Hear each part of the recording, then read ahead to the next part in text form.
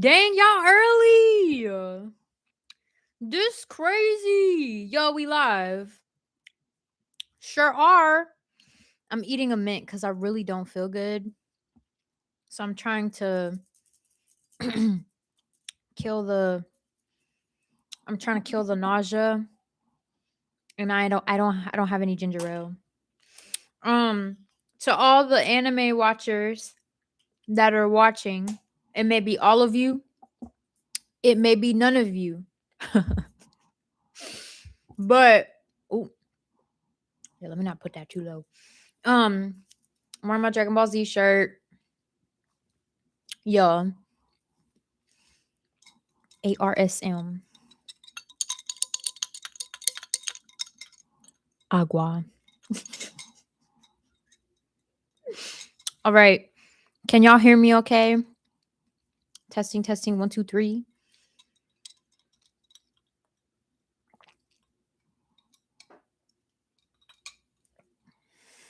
I drank tea before this. I do have tea. I have a tea specifically for these moments. However, I've been drinking a lot of it. And tea can also dehydrate you. So now I'm rehydrating. I drank room temp water, but now I need cold water because ugh, disgusting. And no, it is not the bacteria. I ate pork and I don't eat pork. And no, it is not because of my beliefs or my religion. I'm genuinely allergic. Yes. I wanted to wait for a few more people to come in. Chris, I think you're the only one in here. Say I if you're here.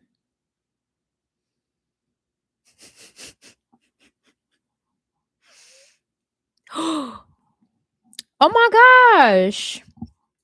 Hey, Guatemala. It doesn't tell me how many people are on here, so I don't know. Okay.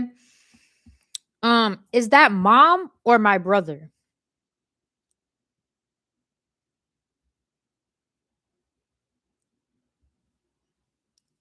The world may never know. Oh, okay. All right. Well, we're gonna get started. Once yeah. So we're gonna go ahead and get started. I'm trying to finish this mint.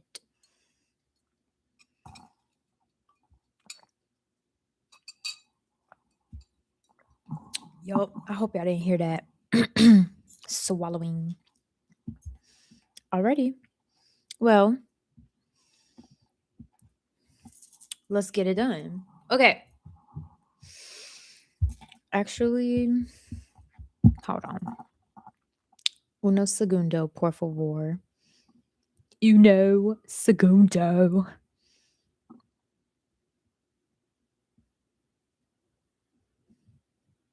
Oh, you know what? That's fine. It's posted. They'll watch if they watch. Any hoot. Good evening, everyone, and welcome to another episode of Beyond Clothes. Bengal Shake, Bengalese. Yep. If you've been if you've been here from the beginning, thank you for continuing this journey with me. And if this is your first time joining us, welcome. I'm so happy that you're here. Over the past few weeks, I've interviewed some incredible creatives, designers, models, artists, storytellers, just overall people who remind us that creativity isn't confined to just one discipline. It's a way of seeing the world, pretty much. And after all that conversation and all these conversations and interviews and all those things, I realized some of you know what DanDan says is but you may not know why it exists. So tonight, in honor of my, tummy ache, I want to have a conversation that's a little more personal. Um, let's get started. Somewhere along the way, we forgot how to ask clothing. We forgot to ask clothing who it was before we asked where it came from. And we forgot that a garment, any garment, can carry grief. It can carry that a silhouette could carry an entire rebellion. Shout out to the 20s flappers. That a hemline can hold on to a lot of joy. And we traded, instead of those stories, we traded in our stories for trends, memory for marketing, meaning for feed momentum. And we became so fascinated with what people were wearing that we stopped asking why. And I think that's why you're here. Or maybe that's why I'm here.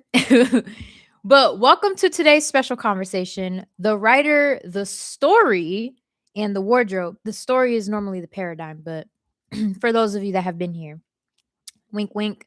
So, why DanDan says, for those who have yet to discover me or have just discovered me, hello, my name is Alexis, but you will know me as DanDan. DanDan has been my nickname since I was a baby. It I found out its meaning. It is a native Taino term. Yes, I'm Puerto Rican. Shout out to the Bodis in the world.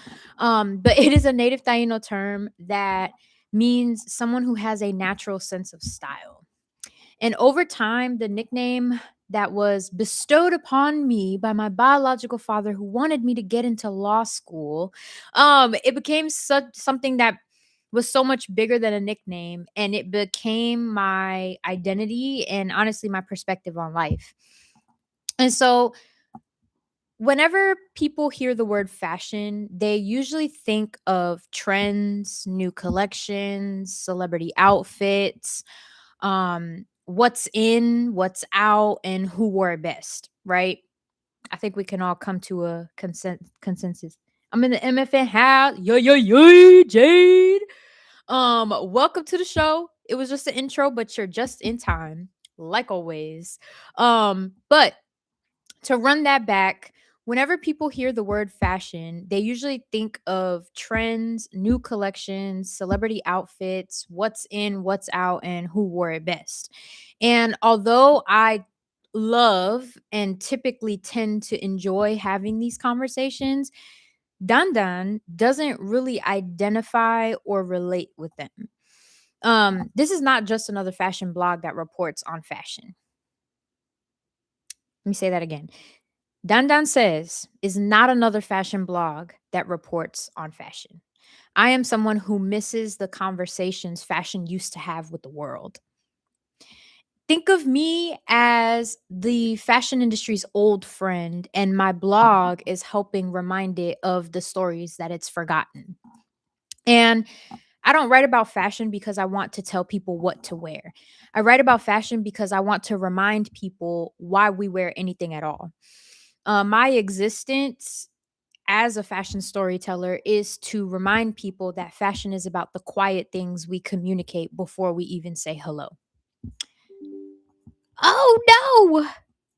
My computer glitched. Ugh, that was ghetto. Anyway, I hope I didn't lose y'all. Hope I didn't lose y'all. Uh, the next topic, the paradigm. So what happened to fashion's conversations? Had to take a sip on that one. But what happened to fashion's conversations? And I realized something pretty recently, that fashion never lost its meaning. We just stopped listening to the stories that it was trying to share. And what I mean by that is people typically ask, when did fashion stop asking questions? And I want to rebuttal that by saying no. When did we stop asking questions? And so fashion used to ask the questions, who are you? where do you come from? What do you believe? What are you resisting? What are you celebrating? And now the conversation often sounds like what's trending, what's luxury, what's expensive, what's viral, what's going to get me the most likes. And somewhere in between who wore it better and what's trending, we misplaced our curiosity. The industry has become full of spectators instead of storytellers. Fashion nowadays might have a lot to prove, but somehow has a lot less to say. And that's because society started consuming fashion instead of communing with it. I'm gonna let y'all sit with that one. Fashion started consuming fashion instead of communing with it. That part. Um, so to get into DanDan, I like to describe myself as the fashion industry's old friend. I know I said that earlier, but I'm going to continue to say that. Why? Because every old friend reminds you of who you used to be. They hello. Um they remind you An old friend reminds you of who you were before the world told you who you needed to be. Old friends remind you of the dreams you almost abandoned, and they remember your roaring laugh before life made it even quieter. And that's what Dandan says is. It's a gentle voice that taps the fashion industry's shoulder and says, "Hey, do you remember?" And no, this is not to romanticize the past, but to remind the fashion industry of the stories that it's forgotten. A few stories that we've forgotten is clothing being used as protest. For instance, with punk fashion, punk alternative and glam rock aesthetics are coming into the forefront. We see that rock period, right? Um, what a lot of people don't know is the spikes that were worn and certain grommets that were worn and the more utilitarian styles and accessories that they had were to honestly ward off and aid during moments of protest when, rogue officers, even protesters to the protest, tried to aggressively grab protesters. Those spikes and all of the gits and gadgets helped these people, um help these people protest. So shout out to all my protesters out there. I am not inciting violence or public disturbance. Just had to put that out there. Um, we've Another story we've forgotten is clothing as joy. I remember, a time where before we had a lot of these, thrift markets and all those things, friends just used to come together with bags of clothes before we drop it off at the thrift store and say, "Hey, let's pick out from these piles what we want before we bring them over there." Or even gifting someone their favorite accessory or handbag. Clothing is heritage. The perfect and most recent example that I have with clothing as heritage is Bad Bunny in last year's Met Gala for Dandyism. He was wearing what would have been a traditional Puerto Rican jibaro, suit and the jibaro hat. If you know, you know. Clothing is craftsmanship. Clothing is family history with heirlooms. Clothing is ritual and clothing as community.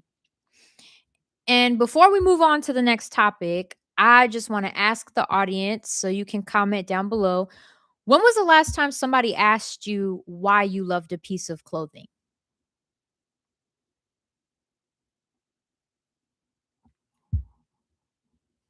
I think it's lagging on my end, so I know the comments will come rolling in. But I'll ask that again for those who may have just, clocked into the conversation. When was the last time somebody asked you why you loved a piece of clothing? And if you can't answer that right now, that's a direct reflection of the types of conversations that we're having today. And now we're moving on to the next topic, the wardrobe. Um, People who tell stories, they don't ask. Exactly. And that's why we don't have no answers. Um, and the next topic of conversation being the wardrobe. I want to talk about people who tell stories through clothing. And instead of talking about the best dressed, I want to talk about some of the storytellers in fashion. Um, and one of my favorite things about style is that it never begins in the closet. Let me say that again. One of my favorite things about style, personal style, is that it never begins in a closet. It begins in living your life. Living a life that's been fully lived, a life that's observed by others and observant of others, and a life that can be remembered. Clothing is the evidence that someone was here. For instance, these bangles. I got majority of these silver bangles from my mom. Hey, mom.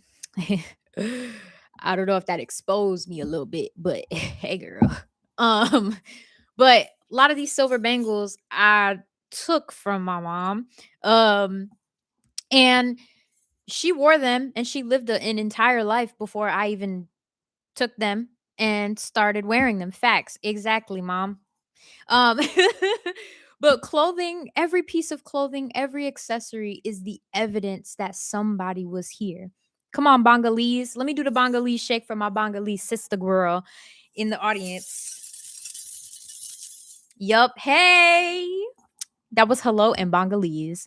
Another person, one person that is the example of a life once lived, observed, and remembered is she ain't dead, but Jane Birkin. She's not dead, but Jane Birkin. Jane Birkin never looked like she was trying to become an icon, and I did write a little bit about her in my blog Effortlessness, and how perfection is the killer of effortlessness. So don't forget to subscribe on Substack. But Jane Birkin never looked like she was trying to become an icon. She looked like someone who trusted herself. She trusted her judgment. Her basket wasn't an accessory, it was a diary to the type of life that she lived. Her worn in denim, her tousled hair, and her white button up shirt that she lived a 1,001 lives in. She is one example who taught us that style doesn't necessarily have to announce itself to be unforgettable. Another person, and I'm gonna be honest with you, one of the many style icons that I hold very close to my heart, Diana Vreeland. And she did not just change fashion; she changed the way that we imagined it. Jane Birkin is dead, though. I need to start paying attention to who dies and who don't, because apparently there be some people that's RIPing and I don't know about it. RIP Jane. 2023. That's why. RIP Jane. Sorry. And another person we could say RIP to is Diana Vreeland. Don't get offended, y'all. I just I'm living my life. Um Diana Vreeland didn't just change fashion, but she did change the way that we imagined it.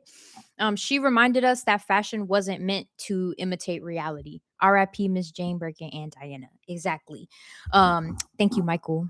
hmm but she reminded us that this is Diana Vreeland we're talking about, but she fashion didn't need to always imitate reality. It was a fantasy. It was meant to expand upon the realms of reality. And she once said, and yes, you can look up this quote. The eye has to travel.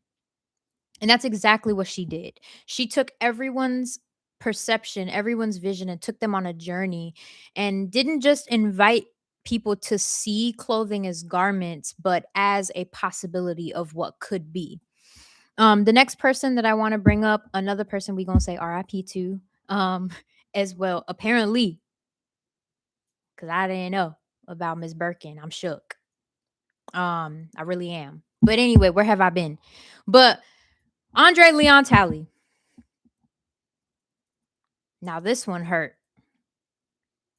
This one hurt. Andre Leon Talley carried fashion like scripture.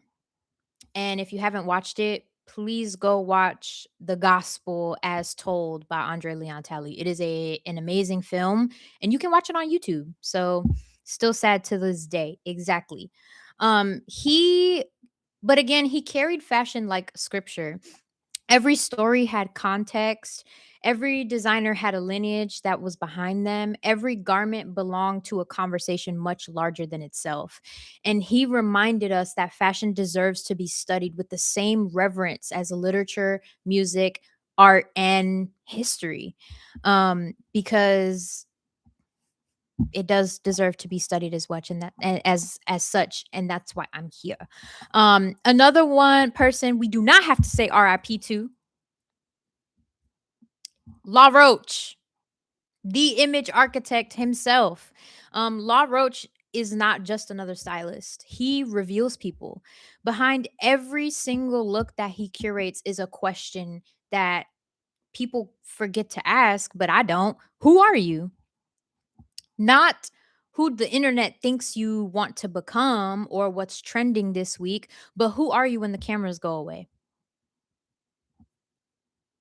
The greatest stylists in the world don't just dress bodies, they uncover the identity of the person in the dress, or the identity of who you can become in the dress, or a gown or a garment or whatever you want to wear.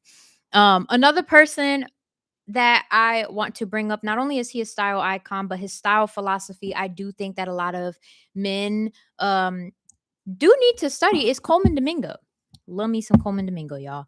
But he doesn't just wear suits, he inhabits them. And every silhouette that he chooses feels intentional. Exactly. He goes beyond clothes. I see what you did there.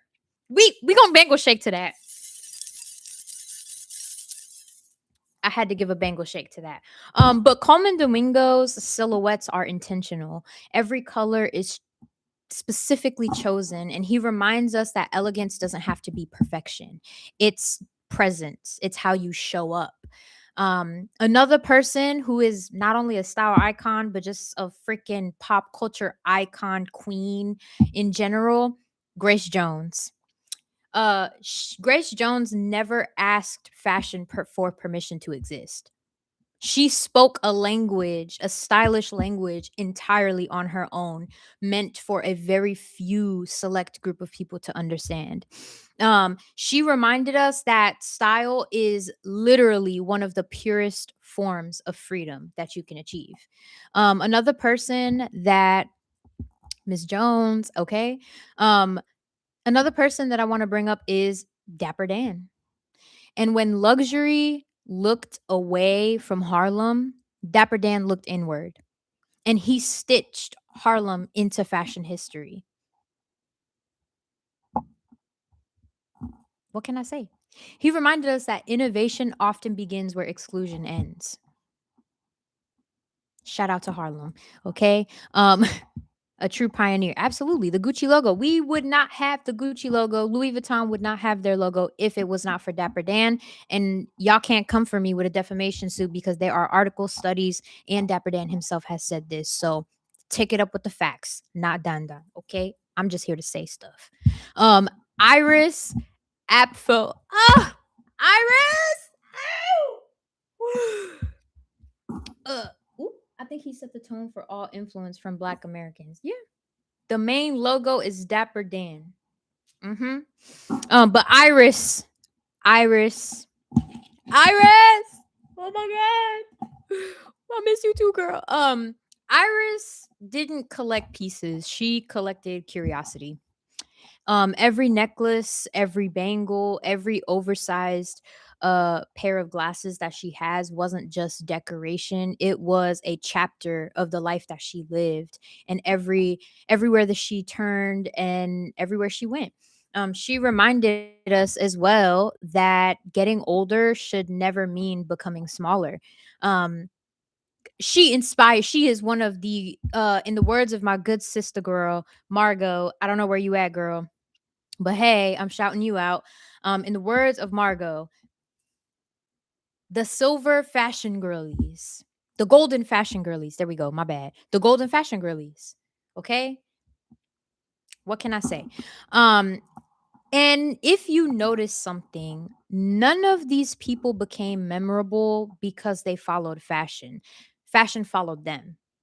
And they understood something that cannot be purchased, borrowed, replicated, or put through Chat GPT. Um, and they remind you again, style is not built in a closet. It's built in the quiet moments when nobody is watching you. It's built every time you choose yourself over the expectation of others. Every time you honor your personal history, your lived history and life. Um, that's what fashion is. It's choosing and honoring your history instead of chasing someone else's future. Because clothing has never been just about the fabric. It's always been about the memory that that fabric holds. And when we remember, and the people we remember most are the ones who never forgot who they were. And so I'm just gonna ask, and it shines through their pieces. Hello. Um, they were authentically themselves. Yup. And I'm gonna ask you guys a few questions. How many? I'm gonna ask you guys 5 questions. And you guys can comment and I'll read them out. But what's one piece of clothing that you'll never get rid of? Remember who you are. I'm a little bit of a corn. I like corny jokes. Um, I can tell you what's one piece of clothing I'll never get rid of. My friend Michael, the interstellar icon, got me a shirt with my name on it, and it's an airbrushed frog. Oh, the oversized green flannel. The infamous green flannel. Okay.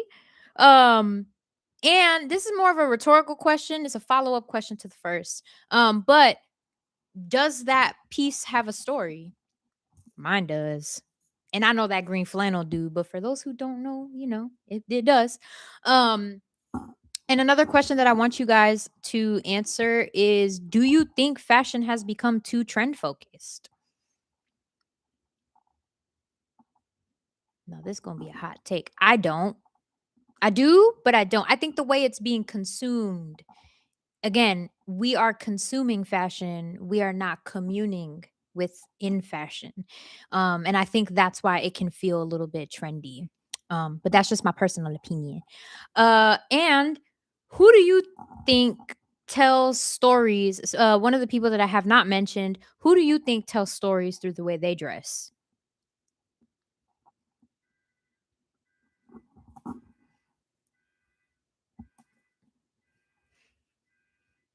To keep itself afloat. That part.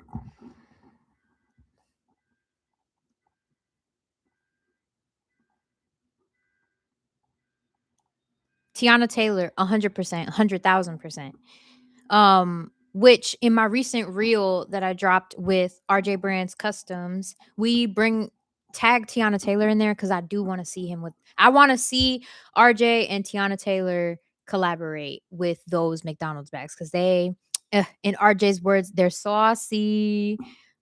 Of course, the fashion power couple ASAP and Rihanna, absolutely, 100%. Um, and they do. They tell stories with each other. Like they match each other's fly, but they don't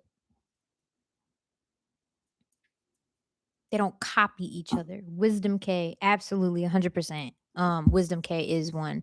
And a rhetorical question that I want to kind of ask you guys, you don't have to comment this, but it's just more so food for thought. What's a fashion conversation you wish people had more often and why aren't you starting them? Food for thought. Food for thought. Anyways, moving on. DanDan says isn't back to the blog, but DanDan says isn't here to tell you what's fashionable. It exists because I believe clothing has always been one of humanity's oldest storytellers. Seriously, every stitch remembers, every fabric belongs somewhere, every silhouette came from someone's imagination. Um, and every garment once answered a question the world was asking. And to me personally, and this is my opinion, if you disagree, that's okay. That's why it's an opinion. Fashion isn't losing relevance, it's losing the important conversations. And maybe that's why I'm here, is to be the industry's old friend, to remind it of the stories that it's forgotten. And because beyond every trend and beyond every runway, wardrobe, there's always been a story to be told. And I don't know if the world necessarily needs another fashion blog, but I do think it needs more remembering and more conversations and more people willing to ask the question, what story lives inside this garment? Because clothing to me and fashion to me has always been honest.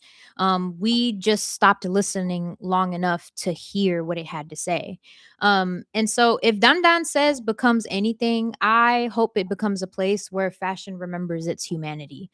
Um, and for me to become an icon solely because fashion became another language that I speak fluently. Um, you give fashion memory a home. There we go. And, clothing is allowed to be more than context, and style is less about performance and more about presence for me personally. Getting dressed feels less like becoming someone else and more like, coming home to yourself. And I think that's what this describes DanDan says. And those are the types of conversations that I want to have every week, through every post and through every episode, because it's called Beyond Close and we can get there together. um, that's all I have for today. Thank you all for joining me in another episode of Beyond Clothes. I'm Yalexis, aka DanDan, and I hope tonight reminded you that the clothes we wear are never just clothes; they're stories waiting to be told. And while you don't have to get off the internet, you unfortunately do have to get off this live. This has been episode 11 of Beyond Clothes. I'll see y'all next week. Peace.